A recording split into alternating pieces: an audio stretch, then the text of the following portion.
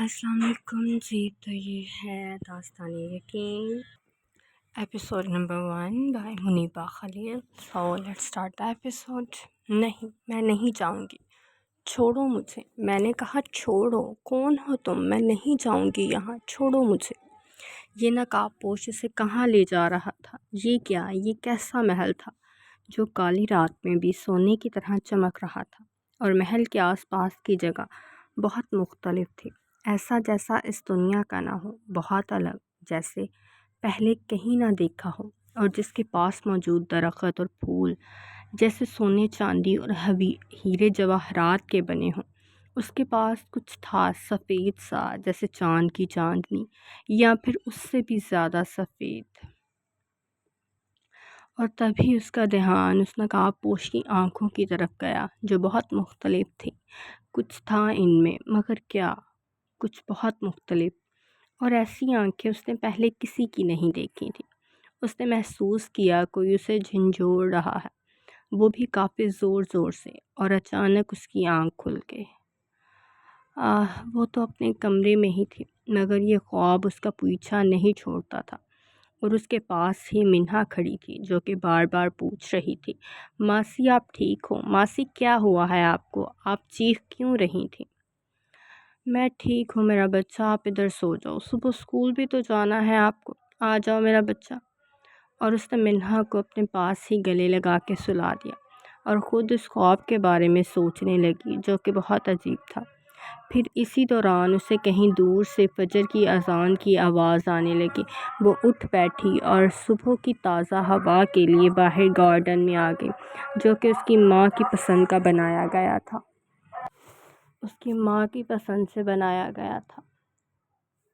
کچھ دیر بعد ہی اسے اپنی ماں بھی اس طرف آتی دکھائی دی. اس سے پہلے کہ وہ اندر جاتی، انہوں نے اسے روک لیا. رکو لیل، مجھے تم سے بات کرنی ہے. جی بولیں، میں سن رہی ہوں. لیل، مجھے تمہارا جواب جاننا ہے، جو کہ آپ پہلے سے ہی جانتی ہیں. پھر بھی اگر آپ کو بار بار میرے منہ سے سننا اچھا لگتا ہے تو میرا جواب آج بھی نہ ہی ہے. مجھے شادی نہیں کرنی. لیکن بیٹا کیا مسئلہ ہے؟ تمہیں اچھا خاصا لڑکا ہے، اور اوپر سے تمہارے چچا کا بیٹا ہے. ہم اسے شروع سے جانتے ہیں، ہمارے سامنے بڑا ہوا ہے، کوئی برائی بھی نہیں ہے اس میں. تو میں کس بنا پہ منع کر دوں؟ ہر دفعہ وہ انکار سن کے چلا جاتا ہے. انہیں غصہ تو بہت آ رہا تھا، مگر جانتی تھیں غصہ کرنے پہ وہ بات ہی نہیں سنے گی، اسی لیے تحمل سے کام لے رہی تھی. دیکھو بیٹا میری جان، سمجھو اکیلے زندگی نہیں جی جاتی، کسی نہ کسی سہارے کی ضرورت ہوتی ہے. لیل، اور وہ تو تم سے محبت بھی کرتا ہے. ان کی بات درمیان میں ہی کاٹ دی گئی. لیکن مجھے ان مردوں پر کوئی یقین نہیں، اور نہ ہی کسی سہارے کی ضرورت ہے. اور کیا دیا اس محبت نے آپ کو اور انم کو؟ ماما، یہ محبت صرف غم دیتی ہے، اور آج راستے میں ساتھ چھوڑ کر چلی جاتی ہے. اس محبت کا تو مجھ سے ذکر ہی نہ کریں، نفرت ہے مجھے اس لفظ سے بھی. اور ہاں، آئندہ اگر مجھ سے اس بارے میں بات کی گئی تو میں یہ گھر ہی چھوڑ کر چلی جاؤں گی. وہ اپنے ایک ایک لفظ پر زور دے کر بولی تھی. اور اب میں جا رہی ہوں، مجھے منہا کو بھی اٹھانا ہے، اس کے اسکول کا وقت ہو گیا ہے. اور تبسم بیگم کو آج بھی اپنی باتوں کا کوئی اثر نظر نہیں آ رہا تھا، اور وہ اس کی چھوڑی گئی جگہ کی طرف دیکھتی رہ گئی تھی. لیل نے واپس آ کر منہا کو جگایا اور اسکول کے لیے تیار کیا. خود بھی آفس جانے کے لیے تیار ہونے لگی. وہ آئینے کے سامنے کھڑی تھی جب تبسم بیگم کمرے میں آئی، اور اپنی اس ضدی بیٹی کی طرف دیکھنے لگیں، جو کہ سادہ سی شلوار قمیض میں اور ساتھ حجاب اور بڑی سی چادر لیے وہ سادہ سے حلیے میں بھی بلا کی حسین لگ رہی تھی، ایسے جیسے مخمل کا ہو، اتنا نرم و نازک اور سفید کہ چھونے سے ڈر لگتا کہ کہیں میلی ہی نہ ہو جائے. اور اس پر اس کا خود سے لاپرواہ رہنا. انہیں تو ڈر لگتا تھا کہ کہیں ان کی نظر نہ لگ جائے، مگر اس کی خوشیوں کو تو بہت پہلے سے ہی نظر لگ گئی تھی، جس سے وہ انجان تھی. وہ بنا لیل سے کچھ کہے ہی نیچے آ گئی اور ساتھ منہا کو بھی لے آئی. حماد بھی تو اسی حسن کی چاہ میں تھا، اسی حسن کی وجہ صحیح تو حماد اس سے شادی کرنا چاہتا تھا، اور وہ جانتی تھی کہ حماد صرف اس کے حسن کی وجہ سے ہی شادی کر رہا ہے، وہ حسن جس کی لیل کو کوئی پرواہ بھی نہیں تھی۔ لیل جب نیچے آئی تو منہا ناشتہ کر رہی تھی اور ساتھ ہی انم بھی تھی، لیکن وہ اپنی ہی سوچوں میں گم تھی اور لیل کے آنے کا کوئی نوٹس نہیں لیا جب لیل اس کی گال پر بوسہ دے کر اسے ہوش کی دنیا میں لائی۔ انم آپ آج جلدی نہیں آ گئی نیچے؟ ہاں بس وہ آج جلدی آنکھ کھل گئی تھی، اس لیے تو سوچا کہ آج جلدی چلی جاتی ہو۔ وہ ہلکا سا ہنس کر بولی تھی، لیکن وہ اپنی بہن کی ہنسی کو بہت اچھے سے پہچانتی تھی، کر کچھ نہیں سکتی تھی، تو مسکرا کر ناشتہ کرنے لگی۔ منہا جلدی کرو، پھر میں آپ کو اسکول چھوڑ کر آفس بھی جانا ہے۔ تبسم بیگم اس کا آدھا کھانا دیکھ کر رہ گئی، جو کہ صرف ایک جوس کا گلاس اور انڈا تھا، بس۔ لیل ناشتہ تو کرو ٹھیک سے، آپ نے کچھ کھایا تو ہے ہی نہیں۔ اس سے پہلے کہ تبسم بیگم اٹھتیں وہ کہہ اٹھی تھی، نو ماما، آج میں ویسے بھی لیٹ ہو گئی ہوں، سو اللہ حافظ۔ وہ جلدی اپنی جگہ سے اٹھتے ہوئے بولی تھی، ساتھ منہا کو بھی آواز دی، اور اس کے پیچھے منہا بھی اپنی نانو اور ماما کی گال پر بوسہ دیتی اور اللہ حافظ کہتی نکل گئی۔ انم نے اپنی بیٹی کو لیل کے پیچھے جاتے ہوئے دیکھا تو خود کو کہنے سے روک نہ سکی، ماما؟ جی بیٹا؟ ماما، منہا مجھ سے زیادہ لیل کی بیٹی لگتی ہے۔ بیٹا، آپ اپنے آپ سے نکلو تو جانو نا کہ وہ لیل کا ہی عکس بنتی جا رہی ہے، اور باہر بھی ہر کوئی یہی کہتا ہے، لیل اپنی ماں سے زیادہ اپنی ماسی سے ملتی ہے، اور وہ سوچتی بھی اپنی ماسی کی طرح ہی ہے۔ ماما، میں آپ کی بات کا مطلب نہیں سمجھی، کیا کہنا چاہ رہی ہیں آپ؟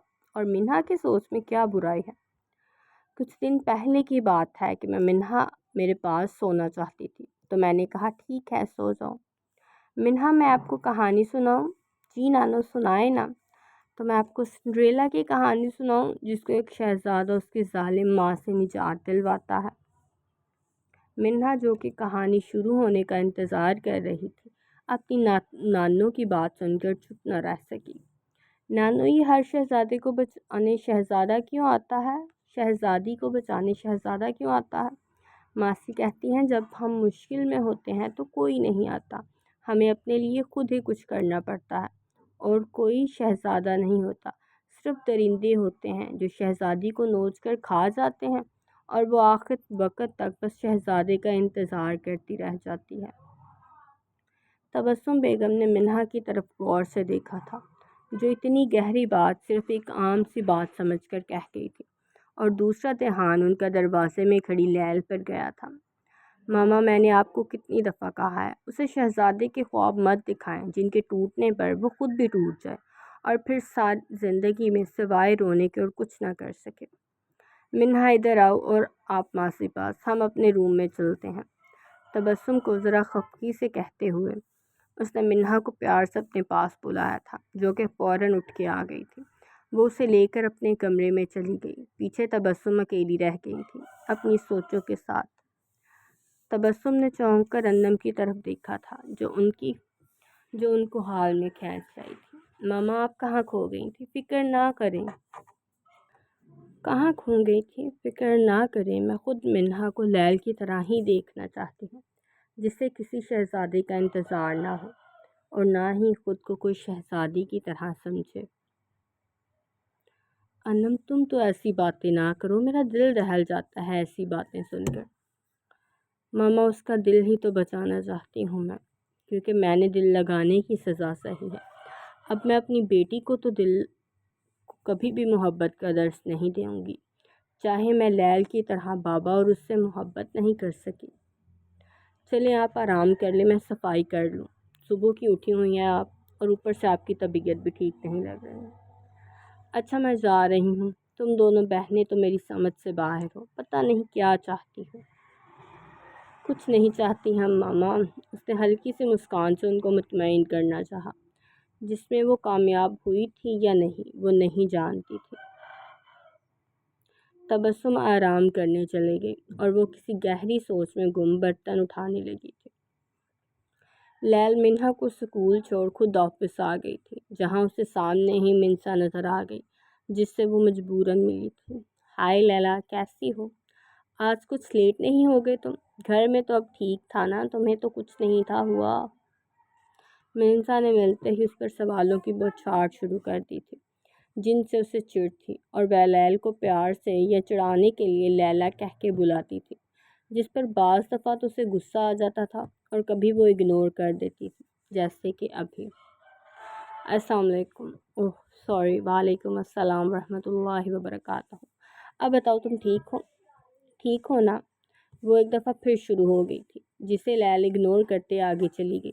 پیچھے وہ کھلا ہوا منہ لے کر رہ گئی، جسے ہوش آ کر پیون نے دلایا تھا، کیونکہ اسے باس نے اپنے آفس میں بلایا تھا، لیکن جاتے ہوئے لیل کو گھورنا نہیں بھولی تھی، جس کا اس نے کوئی نوٹس نہیں لیا۔ یہ دوستی صرف منسا کی طرف سے تھی، وہ بھی زبردستی کی، جو کہ بہت باتونی بھی تھی۔ اسے مشکل کام پسند تھے، اور لیل سے دوستی ان میں سے ایک تھی، کیونکہ ہر کسی کی نظر میں لیل سے دوستی دنیا کا مشکل ترین کام تھا۔ اور پھر وہ واپس آتے ہی شروع ہو گئی تھی کہ لیل کی بچی بتا نہیں سکتی تھی باس دیکھ رہے ہیں، کیونکہ اس کی باس نے اچھی خاصی کلاس لگا دی تھی فالتو گپے لگانے پر۔ میں بول بھی دیتی تھی، تم نے کون سا سن لینا تھا۔ And one other thing, I'm fine and my whole family is also, so please don't ask about all these things again. اس کے لہجے سے منسا سمجھ گئی تھی کہ وہ ابھی بات کرنے کے موڈ میں نہیں، جو کہ وہ پہلے بھی بہت کم ہی ہوتی تھی، اسی لیے وہاں سے چلی گئی تھی کہ کہیں میڈم اپنا بلا وجہ کا غصہ بھی اس پر نہ نکال دے۔ اور ادھر پیون لیل کے لیے باس کا آرڈر لے کر آ گیا، جنہوں نے اسے اپنے کیبن میں بلایا تھا۔ وہ ڈور ناک کرتی اندر آنے کی اجازت سر سے مانگ رہی تھی، جب انہوں نے اسے اندر آنے کی اجازت دی تھی۔ السلام علیکم سر، آپ نے بلایا تھا؟ وہ اندر آتی بولی۔ جی مس لیل، وہ مجھے آپ سے کچھ ضروری بات کرنی تھی۔ اکرم چودھری، جو کہ اس کمپنی کے مالک تھے، لیل کے چہرے پر نظریں جماتے بولے تھے۔ ان کی نظروں سے ہی تو اسے کوفت محسوس ہوتی تھی، جو اسے ہوس بھری نظروں سے دیکھتے تھے۔ جی سر، بولیں۔ لیل نے ان کا دھیان کام کی طرف لانے کے لیے ذرا اونچا بولا تھا، اور وہ چونک کر بولنے بھی لگے تھے۔ ہاں، وہ فورن کنٹری سے کچھ امپورٹنٹ کلائنٹس آ رہے ہیں، جو کہ اس کمپنی کے فائدے کے لیے بہت ضروری ہیں، تو ان کے لیے ہماری کمپنی کا آفیشیل فارم ہاؤس تیار کروا دیں، اور باقی کا میں آپ کو بعد میں بتا دیتا ہوں۔ اوکے سر، بٹ وہ کب تک آ رہے ہیں؟ اس حساب سے میں فارم ہاؤس کی صفائی وغیرہ کروا دوں گی۔ 2 دن تک سارے کام کر دیں اور آپ اب جا سکتی ہیں۔ لیل یس سر کہتی باہر نکل گئی۔ پیچھے وہ آنے والے وقت کا سوچ رہے تھے، جیسے کچھ چھپا رہے ہوں، اور ادھر لیل سوچ رہی تھی کہ سر نے اپنی سیکرٹری کے ہوتے یہ کام اسے کیوں کہا، لیکن وہ زیادہ دیر سوچ نہیں سکی تھی، کیونکہ منسا اسے باہر نکلتا دیکھ اس کی طرف آتی اپنی باتیں شروع کرنا ہو گئی، جس میں اسے کوئی دلچسپی نہیں تھی، اسی لیے اپنا کام کرنے لگے، مگر منسا پھر بھی اپنی باتیں جاری رکھی۔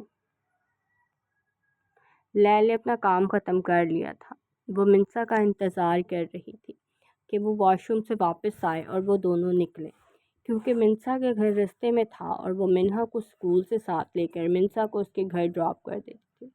مس لیل، وہ جو اپنے خیالوں میں گم تھی، سر کی آواز سے ہوش میں آئی۔ یس سر۔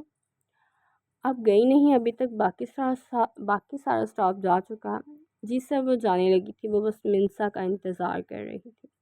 وہ ان کی نظروں سے کوفت محسوس کرتے ہوئے بولی تھی، جن کی نظریں اس کے چہرے کا ہی طواف کر رہی تھیں۔ آ جاؤ لیل، منسا نے آ کر ان کی باتوں میں مداخلت کی تھی، جس پر لیل نے تو شکر ہی ادا کیا تھا۔ اللہ حافظ سر، ہم چلتے ہیں، گڈ بائے۔ وہ لیل پر ایک بھرپور نظر ڈال کر چلے گئے تھے، پیچھے لیل اور منسا رہ گئی تھی۔ یار تمہیں ان کی نظروں سے کوفت نہیں ہوتی؟ کیسے گھور گھور کے دیکھتے ہیں؟ اس نے لیل کی طرف دیکھ کر بولا تھا، جو اب کچھ اچھے موڈ میں لگ رہی تھی، جیسے کچھ دیر کے لیے ہر چیز بھول گئی ہو۔ ہوتی ہے، بہت ہوتی ہے، مگر تم جانتی ہو تو ہو گھر کا سارا خرچہ میں ہی اٹھاتی ہوں اپنی تنخواہ سے، ماما کی میڈیسن، منہا کے اسکول کا سارا خرچہ بھی، تو جتنی تنخواہ یہاں ملتی ہے اس میں سب آسانی سے ہو جاتا ہے، اسی لیے ان کی نظریں برداشت کر لیتی ہوں، کیونکہ خاندانی زمینوں سے آنے والا پیسہ صرف کافی نہیں ہوتا، اللہ تمہارے لیے آسانیاں پیدا کریں۔ آمین ثم آمین انشاءاللہ۔ بہت جلدی چلو، دیر ہو رہی ہے۔ منہا نے بھی ٹیوشن پڑھ لی ہوگی، وہ گھڑی کی طرف دیکھتے ہوئے بولی تھی۔ منہا بھی چونکی، کیونکہ ٹیوشن بھی اسکول ٹیچرز سے ہی لیتی تھی، اور لیل جو پہلے ہوش میں نہیں تھی اور بے خودی میں اسے سب میں ہی منسا کو سب بتاتی چلی گئی، اب ہوش میں آ گئی، یا یہ مانو کہ وہ پھر سے پہلے جیسی ہو گئی تھی۔ ہاں چلو، اور وہ دونوں گاڑی میں آ کر بیٹھ گئی۔ گاڑی لیل خود ڈرائیو کر رہی تھی۔ ریل رستے میں بالکل چپ تھی۔ منسا کی باتیں شروع ہو چکی تھیں، جو کہ سارے رستے ختم نہیں ہوئی، اور گاڑی کے رکنے پر اس کی زبان کو بریک لگی تھی جب لیل خاموشی سے جا کر منہا کو لے آئی اور گاڑی میں پچھلی سیٹ پر بٹھا دیا۔ السلام علیکم آپی۔ منہا منسا کو اس کے کہنے پر ہی آپی کہہ کے بلاتی تھی، کیونکہ منسا کا ماننا تھا کہ ابھی اس کی عمر ہی کیا ہے جو وہ کسی کی آنٹی یا ماسی بن جائے۔ وعلیکم السلام، لو جی آ گئی تمہاری فوٹو کاپی۔ نام اس کا مجھ سے ملتا ہے اور ہے یہ ساری تمہاری کاپی، کتنی بری بات ہے نا۔ منسا کی زبان دوبارہ نان سٹاپ شروع ہو چکی تھی، جس کا منہا کو بھی پتہ تھا، اس لیے وہ سارا دھیان باہر سڑکوں پر مرکوز کر چکی تھی۔ منسا کو اس کے گھر ڈراپ کر کے وہ اور منہا جا رہے تھے جب ان کی گاڑی رستے میں چلتے چلتے ہی رک گئی۔ اسے بھی ابھی بند ہونا تھا، اوپر سے اندھیرا بھی ہو گیا۔ وہ باہر نکل کر گاڑی کو دیکھ رہی تھی۔ منہا کو گاڑی سے نکلنے کے لیے سختی سے منع کیا تھا۔ وہ گاڑی کا بونٹ اٹھا کر ابھی چیک کر رہی تھی جب اس کے پاس ایک نقاب پوش آ رکا۔ محترمہ، آپ کو میری کسی مدد کی ضرورت ہے کیا؟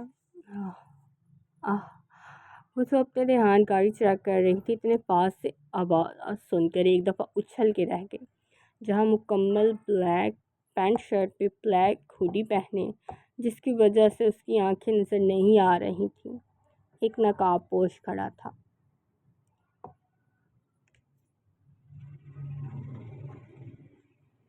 وہ شخص ہوڈی میں کوئی باڈی بلڈر ہی لگ رہا تھا، جو اپنی باڈی کا بہت دھیان رکھتا ہو، اور اس پر مکمل کالے لبادے میں تو اس رات کا ہی حصہ لگ رہا تھا، جیسے کوئی جن یا پھر ویمپائر ہو۔